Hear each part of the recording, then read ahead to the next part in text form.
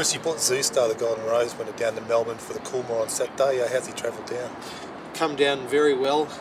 He's been down here at least 10 days. He's had 3 gallops up the straight here at Flemington in preparation for the race, and those of you in Hong Kong realise how important straight racing is and the experience of that racing. So for him it's his first attempt, but we've tried to do everything we possibly can to ensure he's tractable come race day.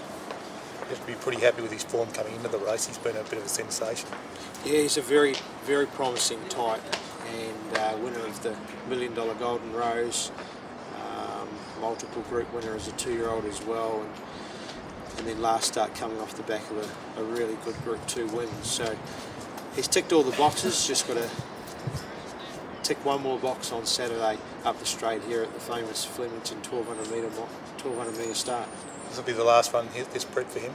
Yeah, it will be. There's no more to prove really. If he could win on Saturday, he'll go to the paddock, a pretty valuable horse. Now 2 in the Maya Classic, and both coming off wins, Red Tracer and also Cactus. Yeah, Red Tracer, she's a mighty filly, or mighty mare. She's only small, about 445 kilos, and she just runs well week in, week out.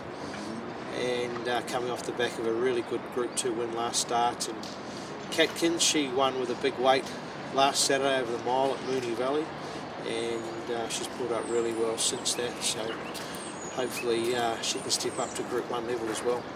4 on the road to the Cup, but likely they all won't make it. You've got Moriarty in the Longines McKinley on Saturday. Yeah, Moriarty will run there, and unlikely to push on to the Melbourne Cup. I think would be better looking next year for him. So yeah, that'll be his last run on Saturday, unless he won, and then he obviously would get a start in the race. Hawkspur, probably your favourite runner for the Cup at this stage? Yeah, he's been set for the race all along. He's Queensland Derby winner, coming off the back of a very unlucky run in both the Turnbull and the Caulfield Cup last start. So he just needs a little bit of luck to go his way, and he's the right horse to win the race. Fortel's got outstanding form, and he showed that on Saturday in the Cox Plate. How's he come through that run? Come through it really well. The Moonee Valley track was a credit to all concerned over the weekend. They hosted, I think, close to 18 or 20 races, and the last race of the card was the Cox Plate, and it provided a good surface, one that the horses didn't jar up on, and fortunately he has pulled up really well from that race. So look, it's a big step to step up to 2 miles for him, but I think now's the time to try it, and it's just a dream to be, or to have a runner in one of those races like the Melbourne Cup. So he's there, he might as well go around.